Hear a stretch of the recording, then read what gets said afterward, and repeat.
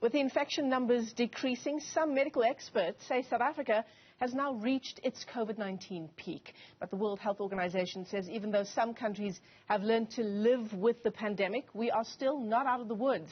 There have been growing calls for South African government to lift the national state of disaster here and the current lockdown restrictions. But would this be a wise decision? Let's unpack this further. We're joined now by the Deputy Director of the African Health Research Institute. That's Professor Thumbi Ndung'u. Prof, it's great to have you with us on the program this morning. And I imagine as a start, if we are going to consider lifting the national state of disaster, there needs to be another set of regulations that kicks into play. We can't lift it without anything else in place, surely. Good morning, Mish, and good morning to all the viewers. Yes, I think you're right. I think that we have made a lot of progress since the national state of disaster was first declared and since the epidemic first emerged. But as WHO has warned, I think we shouldn't be complacent. And so I think that what we need to think about carefully is what we need to change about the current state of disaster so that we can still mitigate against the effects of the ongoing pandemic. But there's no doubt that there has been a lot of progress and there ought to be some relook and relaxation of some of those rules. Prof, what would that look like in a context where other countries around the world are still seeing new peaks in COVID-19 infections? I think one has to look at the local situation and look at what has happened over the past 2 years. First of all, there is no doubt that we may never go back to the situation as it was in the beginning because there has been a lot of infections and, of course, vaccination as well. So we have a much higher proportion of the population that is immune now from the virus, or at least are safe from severe disease, because the vaccines do not completely protect against reinfection, but they certainly protect and they're very good against severe disease. So I think one has to look at that and say, given the fact that we have an ongoing epidemic, but also we have some level of immunity in the population, I think, and because economic activity has to continue to take place for the country to develop and for people to go on with their lives, what is it that we can change so that we allow that economic activity to go on unhindered while at the same time mitigating against the infection? So yeah. I think that some of the rules, that have been there, for example, curfew, I think that would have to be relaxed. I think the issue of masks, particularly outside, the number of people in gatherings probably should be removed.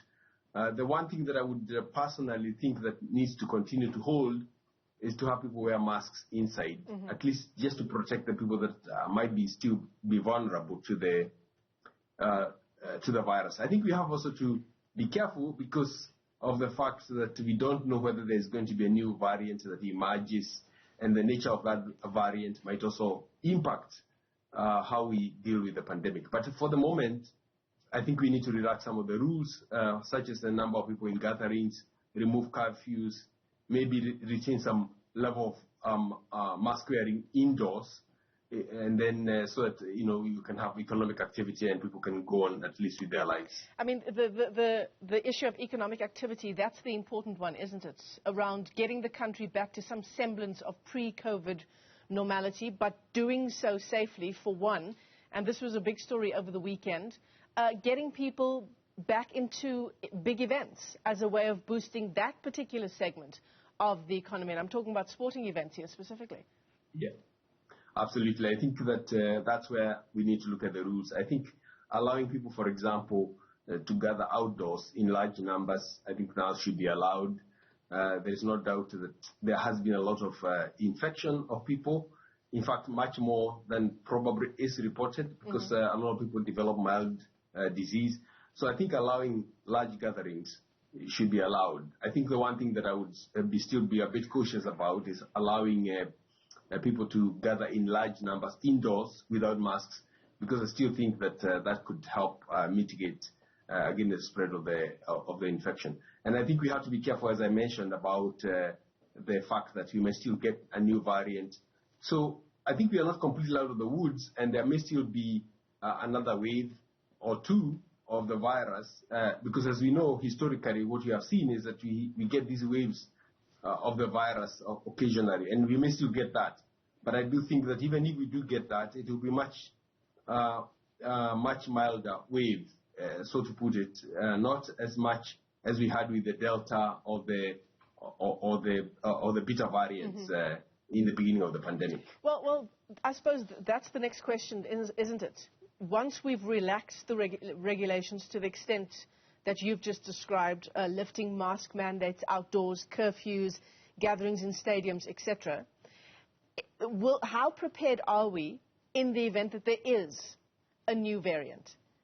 Are we at the stage where we can safely say we can lift these regulations, and even if a new variant of COVID-19 hits, we are equipped to deal with it? I think we are very well equipped. When there were lockdowns in the beginning, the idea behind the lockdowns in the beginning of the pandemic was that we didn't know what we were facing. We didn't know what kind of virus this would be, how much mortality and how sick people would get. We now know, the number of people that are likely to end up in hospital. We have a vaccine that prevents severe disease and death.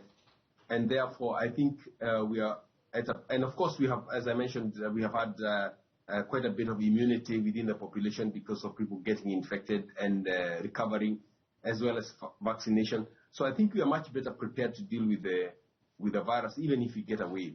And that's why I feel that for the sake of economic activity, because you have to balance economic activity with public health, I think from a public health point of view, we know how to deal with the virus.